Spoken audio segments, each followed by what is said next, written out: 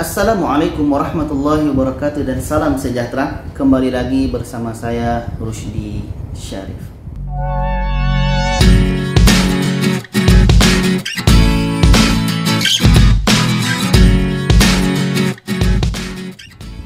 Baiklah penonton semua, apa kabar? Semoga kita selalu sehat ya, selalu semangat dalam menjalani aktivitas kita sehari-hari. Rezeki kita semakin lancar, semakin banyak, semakin bertambah dan semakin bertambah. Pada kali ini satu info yang ingin saya beritahu kepada penonton semua, iaitu tentang misteri pesawat atau flight MH370 yang mana ini adalah sama-sama kita tahu telah hilang dalam 6 tahun yang lalu, 8 Mac 2014. Ya, 8 Mac atau 8 Maret 2014. Jadi di sini banyak teori-teori yang keluar selepas kehilangannya pesawat ini, apakah hilang dibawa makhluk asing atau juga bermacam-macam teori-teori yang dikemukakan oleh pakar-pakar. Jadi di sini ada sebuah ulasan daripada channel YouTube Kupiko yang mana judulnya yaitu Misteri MH370 akhirnya dijawab, Perdana Menteri Australia dedah rahsia. Di sini pun saya penasaran ya, dedah rahsia ini maksudnya bagaimana? Apakah sudah ditemukan atau bagaimana? Jadi kita sama-sama lihat video ini. Mudah-mudahan kita mendapatkan sesuatu di sini tentang bagaimana keadaan pesawat tersebut yang hilang lebih kurang dalam 6 tahun yang lalu. Sekarang kita saksikan videonya. Misteri kehilangan MH370 sebenarnya sudah dijawab seminggu selepas kehilangan. Hai guys, selamat kembali ke Kupiko dan bersama saya Ikram. Menarik, kali ini kita akan melihat sebuah misteri yang dianggap bukan sahaja terbesar di dalam Malaysia, tetapi misteri terbesar di dalam sejarah penerbangan dunia. Misteri apa? Misteri kehilangan MH370. Ini sangat menggemparkan ya waktu itu. Sejak kehilangan MH370 ni, banyak yang buat teori dan spekulasi. Kononnya menjelaskan kes kehilangan ini daripada teori kononnya kapal tersebut di-hijack sehinggalah kapal tersebut terbakar. Sehinggalah teori konspirasi yang pelik kononnya MH370 diculik oleh makhluk asing ataupun termasuk ke dimensi lain. Di video hari ini saya akan cuba untuk menjelaskan misteri MH370 dengan melihat data dan statistik daripada pakar dan juga laporan-laporan rasmi yang dikeluarkan oleh kerajaan Malaysia sendiri. Begitu juga dengan kenyataan orang-orang yang kita sama-sama penasaran ya, sama-sama ingin tahu apa sebenarnya yang terjadi. Saya akan jelaskan satu persatu apa yang terjadi dari masa MH370 berlepas sehinggalah yang terhempas. Tapi sebelum itu kita pergi ke tahun 2014 dulu. MH370 adalah sebuah kapal jenis Boeing 777. Ia hilang pada 8 Mac 2014. Pada masa itu MH370 dijadualkan untuk berlepas dari Kuala Lumpur International Airport pada pukul 12.30 pagi dan akan tiba di Beijing pada pukul 6.30 pagi. Namun begitu, beberapa minit selepas ia berlepas, MH370 terputus hubungan dengan menara kawalan. Ia hilang bersama 239 penumpang, termasuklah anak kapal, dan misteri tersebut tidak dapat diselesaikan sehingga hari ini. Selepas kehilangan MH370, 3 negara telah menjalankan misi pencarian besar-besaran dan pencarian ini memakan kos sebanyak 160 juta US dollar. Namun begitu, MH370 masih lagi tidak dapat ditemui sehinggalah pada tahun 2018 pencarian diberhentikan. Walaupun pencarian diberhentikan secara rasmi, tetapi masih ramai lagi yang cuba untuk merungkai misteri ataupun untuk mengenal pasti lokasi MH370 ini. Kembali kepada tahun 2020, ada satu laporan menarik perhatian saya. Laporan daripada beberapa orang penyiasat persendirian. Mereka menulis laporan diorang di laman website yang kemudian dilaporkan semula oleh media antarabangsa dan juga media kita sendiri. Laporan ini ditulis oleh beberapa penyiasat persendirian, Bobby Ulich, Richard Godfrey, Victor Lanelo dan juga Andrew Banks. Mereka membuat kesimpulan yang MH370 terhempas di sekitar lautan Hindi di koordinat selatan 34.2342 dan juga timur 93.787. Berarti masuk ke dalam laut jadi dan tujuan laporan ini keluarkan adalah untuk memberikan pihak berkuasa kawasan yang khusus untuk mencari rangka MH370 yang dekat Australia dipercayai ada di dasar lautan Hindi. Mari kita tengok dengan lebih dalam lagi laporan daripada para pakar ini. Menurut laporan ini, MH370 terputus hubungan dengan menara kawalan selepas menghampiri sempadan penerbangan antarabangsa di antara Malaysia dan juga Vietnam. 370 sebenarnya berpatah balik ke Malaysia. Berpatah balik ke mana? Bukan untuk balik ke KLIA, tapi kedudukan MH370 dikesan oleh radar lapangan terbang Kota Baru. Apa yang pelik? Bila MH370 dikesan melintasi ruangan udara Kota Baru, menurut laporan daripada penyiasat persendirian ini, kapal tersebut memecut dengan sangat-sangat laju. Ia hampir mencecah kelajuan maksima kapal Boeing, iaitu 1,700.276 km sejam. Bukan itu sahaja, apa yang lagi pelik, mereka mendapati yang MH370 terbang dengan lebih tinggi, dengan altitude 40,000 dari paras lautan, di mana altitude yang biasa adalah dalam lingkungan 30 ke 35,000 dari paras lautan. Seperti MH370 cuba untuk lari ataupun cuba untuk mengelak daripada dijejaki. Di Kota Baru International Airport, MH370 terus meluncur ke arah Pulau Pinang, lebih tepat lagi di selatan Pulau Pinang. Di sini radar tentera di Butterworth telah mengesan MH370 di atas perairan udara Pulau Pinang. Kapal tersebut kemudian membuat lencongan dan menghala ke arah Pulau Perak dan terus meluncur ke Selat Melaka. Okey, sebelum tu kita fact check atau kita semak fakta. Adakah betul data yang dilaporkan dengan laporan rasmi yang pernah dilaporkan oleh kerajaan? Pertama sekali kita semak, adakah MH370 ini balik ke Malaysia selepas terputus hubungan? Mengikut laporan rasmi, ini memang betul terjadi. Pernah dilaporkan sendiri oleh media di Malaysia yang MH370 berpatah balik ke Malaysia.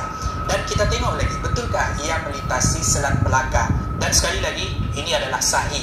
Pernah juga dilaporkan oleh kerajaan Malaysia sendiri, diumumkan oleh Perdana Menteri kita pada waktu itu, Datuk Seri Najib Razak. Jadi kita sambung balik perjalanan MH370. Selepas ia meluncur ke Selat Melaka, menurut data ini, ia meluncur berdekatan dengan kawasan Sumatera. Sekali lagi, pelik, bila MH370 pada masa ini cuba untuk terbang dengan altitude yang rendah, lebih rendah daripada kapal yang biasa. MH370 pada waktu itu juga cuba untuk mengelak daripada mengikut ataupun bertembung dengan laluan kapal yang lain. Mungkin juga ini untuk mengelakkan daripada dikesan oleh radar. Selepas ia meluncur dan hampir tiba di sempadan Malaysia-India, ia kemudian terus membuat lencongan menghala ke kutub. Tapi malam bagi mereka, MH370 bukan sahaja tidak pernah mendarat di kutub, tetapi laluan tersebut diambil bukan untuk mendarat. Macam yang saya cakap tadi, laporan ini menyimpulkan yang MH370 terhempas di sekitar lautan Hindi. I regret that I must inform you that according data baru to this new data, line MH berakhir di selatan lautan Hindi. ended in the southern. Waktu itu dah ada ya berita sebenarnya, tapi belum ada yang pasti. MH370 menghala ke kutub. Mereka mengambil kira keterangan daripada saksi. Iya, ada saksi yang melihat MH370 menghala ke arah selatan menuju ke kutub. Untuk mengukuhkan laporan ini, untuk memberikan justifikasi, mereka mengambil kira seorang saksi yang melihat MH370 meluncur ke selatan. Saksi tersebut dikenali sebagai Katie. Katie ini adalah pelayar. Dia dan suaminya berlayar di sekitar kawasan lautan Hindi pada malam MH370 meluncur terus ke arah selatan. Menurut Katie, dia menceritakan terlihat sebuah objek besar yang menghala ke arah selatan ketika dia dan suaminya berada di tengah-tengah lautan di atas kapal layar mereka. Bukan itu sahaja, apa yang pelik, dia juga melihat kapal tersebut marak berwarna oranye. Di dalam kokpit pula ada lampu yang dilihat menandakan ada orang di dalam kokpit. Menjadi lebih pelik lagi bila dia melihat di bahagian ekor kapal ada asap hitam, seperti bahagian ekor itu terbakar. Tapi tiada pengesahan daripada Katie mengatakan itu adalah MH370. Tidak sehingga bisa dia jadi ya, melihat bisa jadi ya, gambar bisa Boeing jadi tidak. 777, barulah dia yakin yang apa yang dia lihat tu adalah Boeing jenis 777. Tapi tidak berhenti di situ. Menurut Kathy, malam tu kapal terbang Boeing jenis 777 bukanlah satu-satunya kapal terbang yang dia nampak.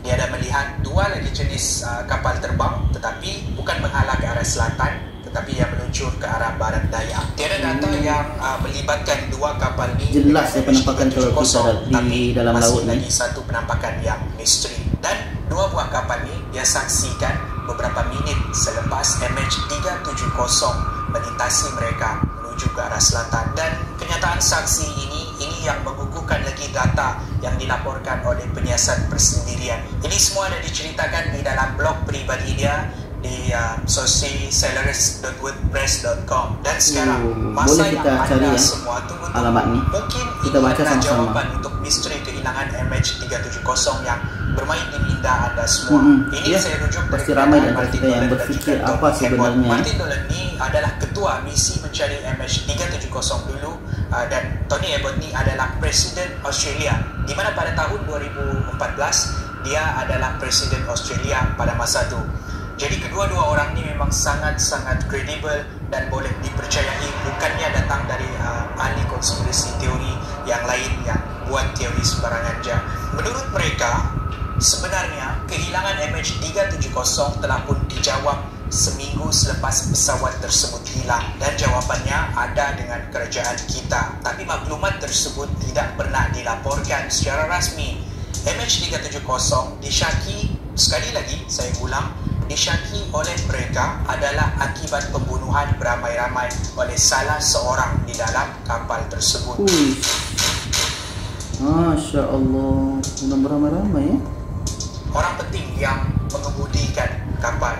Saya dah sebut nama, tapi anda boleh buat penyelidikan anda sendiri. Dia dengan sengaja menjunakkan kapal dan membunuh semua penumpang termasuklah anak kapal. My understanding, my very clear understanding from the very top levels of the Malaysian government is that from very early on here, they thought it was murder-suicide by the pilot. Dia ada cakap yang dia diberitahu oleh sumber-sumber yang tertentu. It was understood at the highest levels that this was almost certainly murder-suicide by the pilot, mass murder-suicide by the pilot. Apa yang menakutkan, 6 hari sebelum MH370 hilang, ditemukan rumah orang ini adalah simulasi perjalanan kapal yang sama dengan perjalanan kapal MH370. Seakan-akan perjalanan ini telah pun dirancang dan latihan telah pun dilakukan. Dahsyat apa yang terjadi. Apa yang saya sampaikan ini semua ada di internet, dan sumber-sumber yang saya rujuk ini datang daripada sumber-sumber yang kredibel, ada yang sahih dilaporkan oleh kerajaan, dan semoga video ini dapat membuka minda anda semua sehingga hari ini banyak maklumat-maklumat yang wujud untuk menjelaskan MH370 ini. Terpulang dengan kita untuk mencari dan menganalisis data dan juga laporan rasmi itu. Saya tak cakap maklumat yang saya sampaikan ini 100% betul. Saya tak cakap maklumat ini 100% salah. Macam yang saya selalu ingatkan, pastikan anda jalankan penyelidikan anda sendiri. Rangka maklumat sudah saya kasih, jadi anda boleh search sendiri. Semoga video hari ini bermanfaat sangat semua. Bermanfaat. Sekali lagi saya tergerakkan untuk buat pasal video ni sebab maklumat baru yang ada tentang kes MH370. Saya suka buat video yang macam ni, video-video di mana kita akan merungkai misteri-misteri berdasarkan fakta yang ada. Jadi kalau anda ada lagi topik-topik macam ni yang anda mahu saya rungkaikan, bolehlah tinggalkan pendapat anda di ruangan komen di bawah. Saya akan buat research pasal benda ni. Ini yang saya buat research pasal kes ni. Apa-apa pun itu sahaja daripada saya, dan akan lebih banyak lagi episod menarik ni buat naik pada setiap hari. Sebelum saya mengakhiri video pada hari ini, saya ingin membuka ruangan perbincangan di komen di bawah. Apa pendapat anda tentang MH370 dan maklumat-maklumat baru yang ada ni? Dan mungkin kalau ada maklumat yang saya terlepas, bolehlah kongsikan di ruangan komen di bawah juga. Apa-apa pun, saya jumpa dalam episod yang seterusnya. Kopi-kopi-go menarik setiap hari. Terbaik. Info yang sangat bagus ya. Ya, penonton semua, berdasarkan apa yang disampaikan oleh Kopi-kopi-go ini, itu memang informasi yang sangat terbaik. Sebenarnya 1 minggu selepas eksiden itu terjadi, kemalangan itu terjadi, rupanya itu telah terjawab ya. Tapi itu kan masih perlu mencari lagi untuk meyakinkan lagi fakta-fakta ini yang telah ada. Mudah-mudahan apa yang terjadi ini, pakar-pakar tentang pencarian ini bisa mencari dengan secara terbaik dan bisa mendapatkan jawaban sebenarnya. Apa sebenarnya yang terjadi dengan pesawat ini? Kita doakan dengan pesawat ini, kalau memang kita ditakdirkan masih bertemu dengan pesawat ini, mudah-mudahan cepat ditemukan. Suatu hari nanti cepatlah ditemukan pesawat ini. Walaupun apapun yang terjadi, yang penting kita dapat tahu daripada kisah yang sangat menyedihkan ini. Kita doakan kepada keluarga yang ada keluarganya dalam pesawat ini, mudah-mudahan mereka selalu diberikan ketabahan, kesabaran, dan benar-benar bisa menerima apa yang telah terjadi. Kita doakan semoga suatu hari nanti sukses dalam mencari pesawat ini. Tahniah kepada Kopi-kopi-go dan kepada pakar-pakar yang telah membuat penelitian ini. Mudah-mudahan urusan mereka selalu dimudahkan. Oke penonton semua, apa pendapat penonton? Juga komen di bawah ya. Apa sebenarnya yang ada di minda kita tentang pesawat ini? Apa sebenarnya yang terjadi? Atau apapun tentang pesawat ini, juga mari kita berinteraksi di komen di bawah. Dan jangan lupa share video ini kepada yang lainnya supaya lebih ramai yang tahu. Terima kasih. Wassalamualaikum warahmatullahi wabarakatuh.